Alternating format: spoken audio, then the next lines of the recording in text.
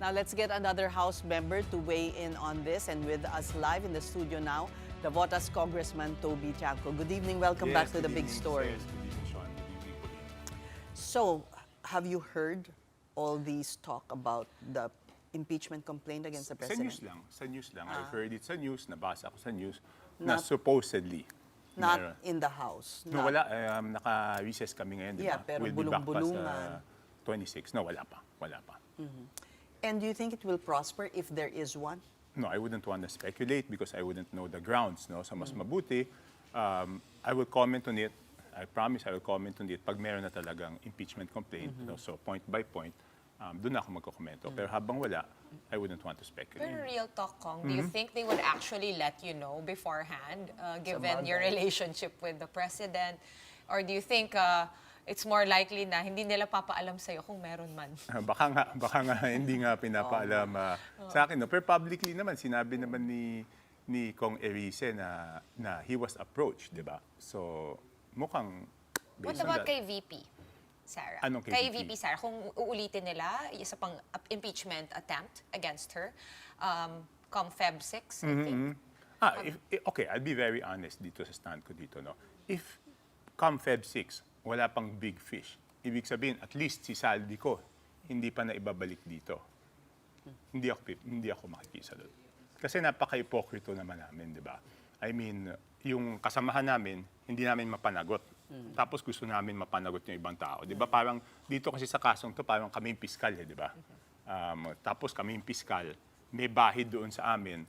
Tapos gusto namin panagutin yung ibang tao kaysa doon sa panagutin yung kasama namin. Number 1 yan.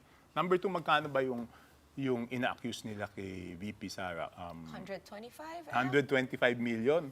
Eh dito magkano? Ilang bilyon? Kahit na, malaking pera pa din. No, I mean, you compare it, di ba? Ayoko lang nung nagmamalinis. I see your point. Ayoko nung naguhugas kamay ka, papalabasin mo, ikaw malinis. Eh, ito naman kay Saldi, di ba? Bakit di nila mapanagot? So the government has to do everything para mapanagot si Saldi, whether or not may impeachment against VP Sara. Hopeful ka pa ba na mapapabalik nila si Kong Zaldi? Walang choice. They don't have a choice. It's not a matter of a choice, it's a matter of duty. They would have to do it no matter what it takes, di ba? Kasi di ba, ang sinasabi, nakatanggap si Saldi ng pera. And even si Saldi, hindi niya tinatanggi na nakatanggap siya ng pera. Ang pinapalabas lang niya, walang natira sa kanya, ipinasa niya kay Speaker Martin Romualdez. No?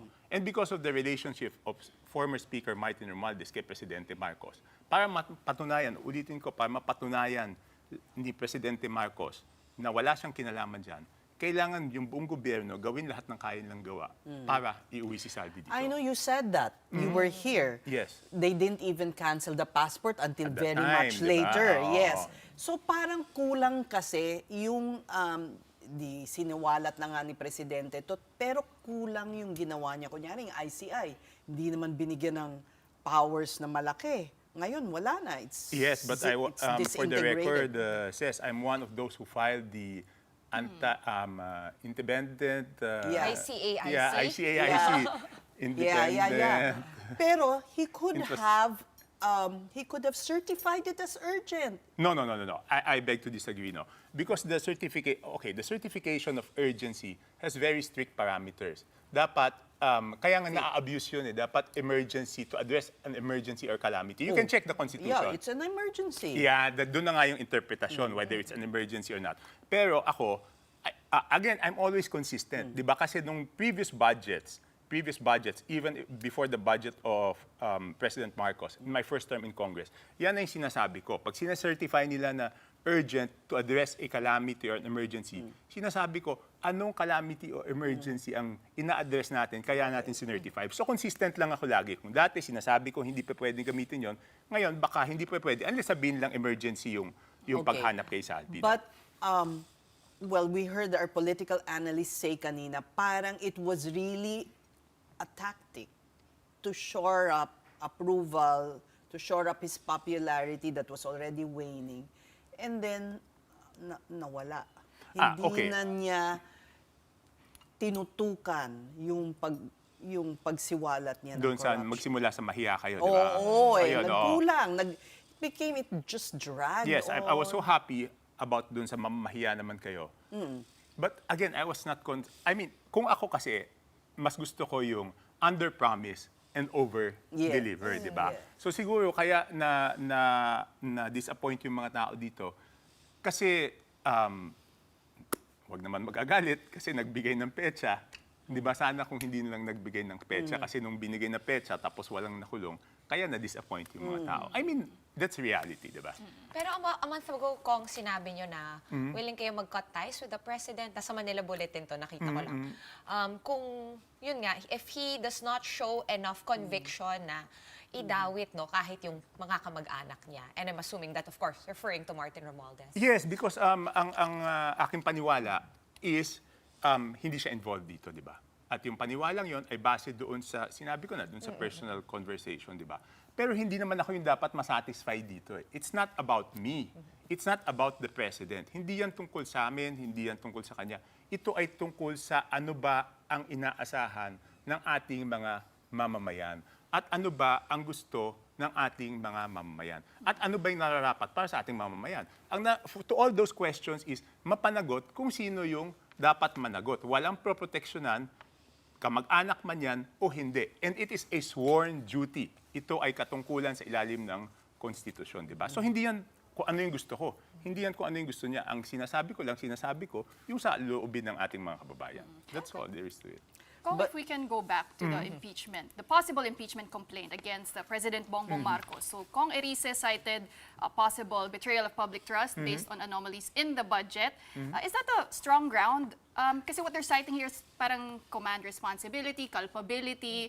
And do you think it will gain traction at the lower house? Please, I hope you allow me not to answer that question unless talagang may impeachment complaint. No?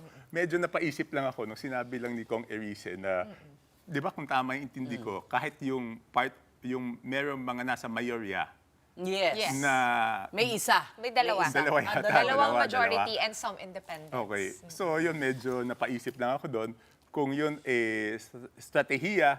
Again, no, kasi ang problema dito lahat speculation eh. Pero ibig sabihin yan by strategiya ng ibang nasa mayorya dahil medyo ipit ang budget ngayon. So gagamitin nila para mas kailangan sila ng Malacanang, di ba? Di ba parang, kailangan nyo ganito kami. na lang. Kailangan masaya yung mga congressman dahil may impeachment laban sa presidente. Kasi doon sa sinabi niyan, I'm just basing it on that. No? How has Congress changed, no? Yung environment, yung kultura? Kasi nga nagpalit tayo ng speaker from Martin Romualdez to Boji D. It's been a few months na rin. May nagbago ba? Like, where's Martin? Does he still wield power as far as you know? Because syempre, even in the previous Congress, previous admin, majority floor leader, medyo talagang leadership siya eh. Admittedly, influence, he still wields it.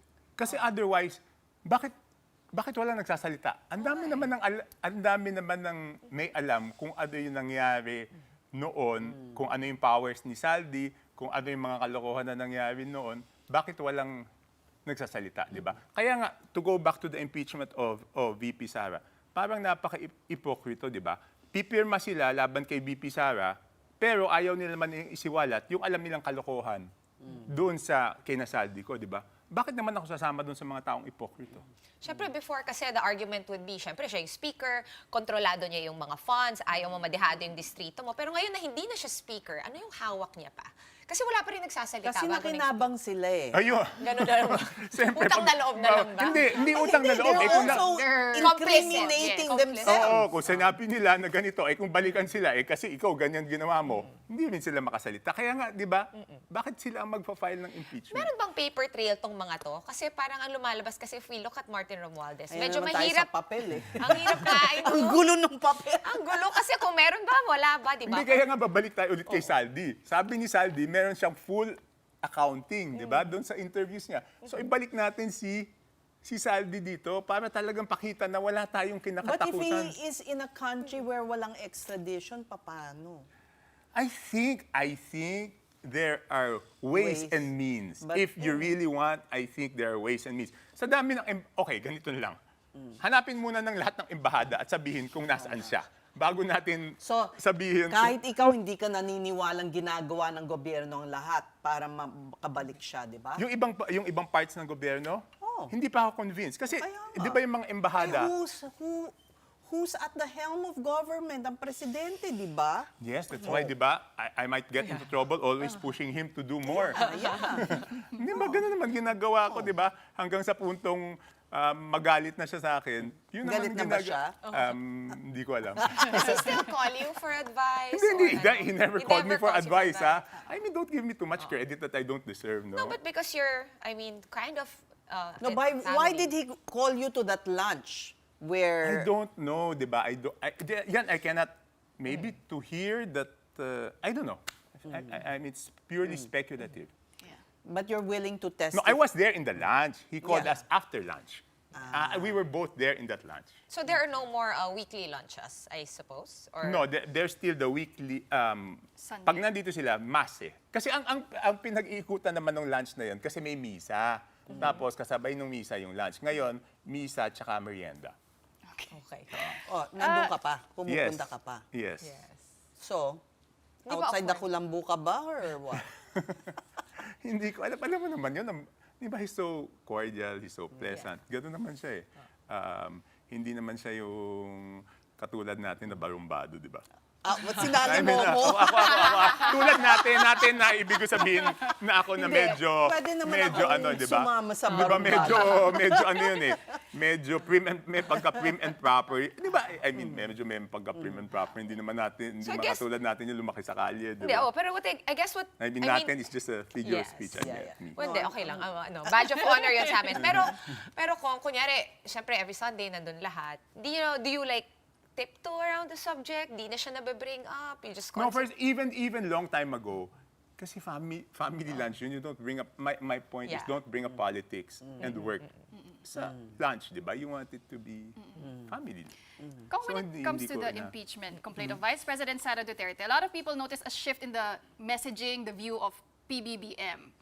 Before, sabi niya, ayaw niya niyan, he doesn't want to think about an impeachment against the Vice President, but now he's saying he's not opposed to any possible complaints. Sabi niya, dapat lahat ng liable, maging accountable. His approach will be the same when it comes to the flood control scandal.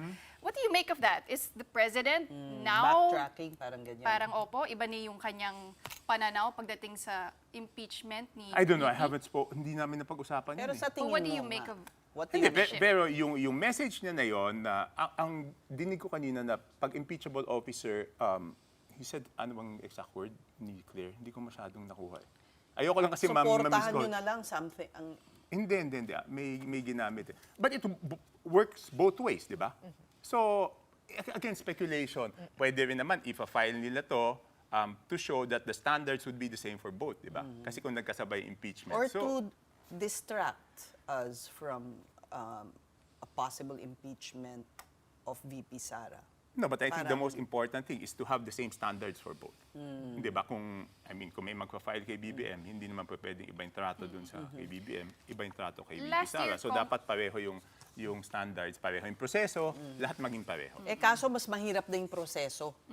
Yes, alam natin yon. Alam natin na mas mahirap yung proseso. Kaya nga kanina nung pinag-uusapan, ng una kong ginawa, binasa ko yung Supreme Court ruling. Para lang just to get refreshed kung ano ba yung dapat na tamang proseso. And parang may trial na mangyayari. May someone, Diba? kailangan yung Oo. impeachable. Parang Yung hindi ini-impeach defend. nyo, pupunta doon. Oo. Oo, Hindi, okay lang. parang intindi ko doon, kahit may 1/3 yata, kailangan dumaan pa yata sa Plenary. Committee on Justice muna. Bago Yes. pumunta sa plenary. Yes, sa plenary. At may personal appearance nung Yes. gusto nyong i-impeach. Yes, para yes. So We'll have binabasa the ko. opportunity to Yes. So, defend him binasa ko. Pero hindi pa ako natapos. Kung not sure if napanood nyo yung press ko ni Secretary Vince Dizon this morning, apparently itong allocables na hindi ko sure kung naintindihan talaga natin lahat how it works. Binago na raw niya nung isang member ng DPWH under him yung calculation. Ano yung thoughts mo dun sa Paano allocable? binago yung calculation? Hindi pa niya masyado Binago yung in-explain. Bago na DUPA ba? Yung detailed unit price analysis ang Hindi, binago? yung Or Cabral formula. Yung, is yung, probably- yung BBM Yung parametric formula is no more? Hindi, okay. Yung BBM parametric formula is a formula lang kung papaano magkakaroon ng net restored ang bawat distrito. Kung yun ang sasabihin natin, kung ang binabanggit nila is yung BBM parametric formula, kasi para hindi, kunyari, kayong tatlo, congressman, at may 100 peso budget, paano nyo hahatiin sa inyong tatlo? So ang ginawa nila is gumawa sila ng formula at yung formula na yon ay may NEP restored. Yung NEP restored is your minimum for every year. So ibig sabihin, simula itong taon to, hindi ka dapat bumaba doon sa figure na yon. Ngayon, kung ginawa nilang mas scientific yung bagay na yan, okay lang sa akin, wala namang problema as long as may formula. Pero ang dapat maintindihan ng ating mga manonood is, mahalaga rin kasi doon sa mga distrito yung budget na galing sa national government. Otherwise, kung walang aasahan na budget from the national government, yung mahirap na local government, mananatiling mahirap eh. Di ba? Kaya nga, doon sa parametric, kung ano man yung formula, akin, ang unsolicited advice, syempre, yung mga naiiwan na lugar, baka mas kailangan nila ng mas malaking budget kaysa doon sa developed na lugar na kayang gumastos. Kasi ang kinukuha naman doon ang hinihingi ng congressman o kinukuha doon sa national budget para dalhin sa distrito niya is yung hindi kaya ng local budget. Pero may mayayaman na LGUs naman di ba? Ito, so si Undersecretary Nick Conti from the DPWH, siya yung gumawa ng bagong formula which next week pa naman nila ilo-launch. So I guess we can save that for Hindi, next pero week. tsaka kung next week pa nila ilo-launch yun at yan yung pamalit doon sa BBM parametric formula, kakailanganin yan in March kasi yun na yung budget call. Ganun kaaga budget call niyan March or April. Pero before we let you go, how are you finding this budget talaga, this General Appropriations Act? Hindi, doon sa pag-approve, naging... Malinis ba talaga o hindi? Hindi, okay. Doon sa pag-approve... Hindi? No, ibig sabihin, hindi, doon sa So pag-approve... yes or no nga Hindi, kasi yung budget cannot be determined kung malinis o hindi hanggat hindi na-implement Kasi pwedeng natanggalan ng proyekto pero hindi na-implement ng maayos. Kaya, yun nga yung tinatanong ko, kung yung detailed unit price analysis bang binawasan. Kasi kung binawasan yung mga presyo, at tulad na inabutan ko dito, sabi ni Sec Vince, kahit binawasan yung presyo, ma-assure na magagawa yung mga proyekto, di mabuti, di ba? Yung half lang naman yung pag-approve ng budget Yung paggawa, doon makikita yung resulta. Pero syempre may soft pork na naka-disguise doon, may mga... That's the basis of my question. Oh, okay. Kaya nga, it will also be connected doon sa sa implementation. Kasi nakita ko si Sec Rex Gatchalian kanina, sinabi niya na walang pwedeng politikong pumunta sa payout. So, nasa implementation pa rin, di ba? Ngayon, yung sa MAIP, sabi ko nga, dapat yun, gawin na nila yung zero billing. Dapat yung mga tao, pag lumabas sa ospital, wala silang babayaran, I saw the ratings of the president earlier. That's one of the best things he can do to... Pero so far, you think it's okay? Happy ka? So far, wala muna yung implementation. Like you said, that's a whole other animal. Pero yung pag-approve... happy ako? Hindi. Why? Okay. Kasi di ba, October 13 pa lang, hinihingi ko na yung budget per district, budget per party list, saan dinala? Napirmahan yung budget, hindi nila i-disclose yun. So nakasikreto pa rin yung budget per district, nakasikreto pa rin yung budget per party list, at kung saan dinala. At kung nagkaroon nga ng nominal voting noon sa budget, I would have voted no because of that reason. Kasi kung transparent, ipakita natin lahat. So bakit may tinatago pa tayo? This is my question for you, Congressman. Is there So anything... happy? No. Okay, that's a categorical Categorical no. yun. My question is there anything in the present budget that could be used to incentivize lawmakers to sign an impeachment complaint now? Kasi last time, sabi niyo po, ginamit yung mga FLR as a condition. Yung mga MOOE, minsan, inaano din yan, withhold. Is there anything now that could be used as incentives for lawmakers to sign an impeachment? Hello, Amy Marcos. Ano? Hindi, yun ang ina-accuse ni Senator Ano? Amy Marcos. May mga nakatago daw doon. And Iba you kasi- yourself said, wala na talagang FLR. Hindi, Yeah, pero diba?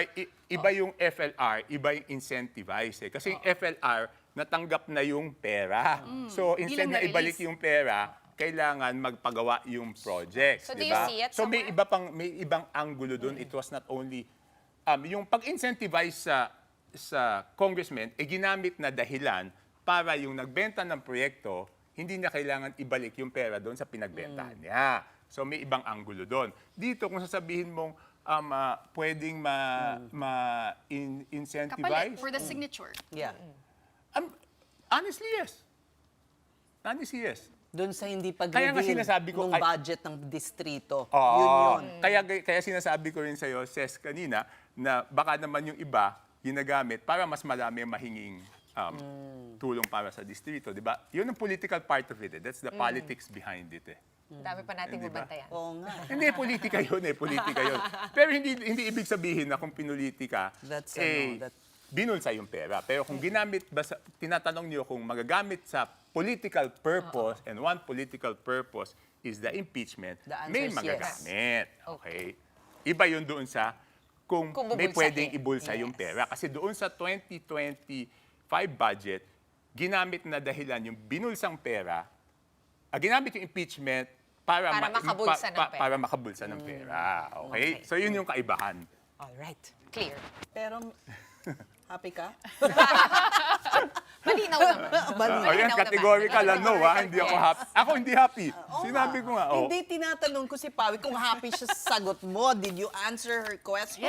Yes. Hindi ako happy, hindi ako matahimik kasi hindi ko alam bakit ayaw nila ilabas yun. All right. Well, we thank you for talking to us, Kong, Yes. and for coming to the show, Yes. and for being Basta wag lang alas categorical. 8 ng umaga. Alas Basta wag lang alas 8 ng umaga. So, that was Navotas Congressman Toby Tiangco.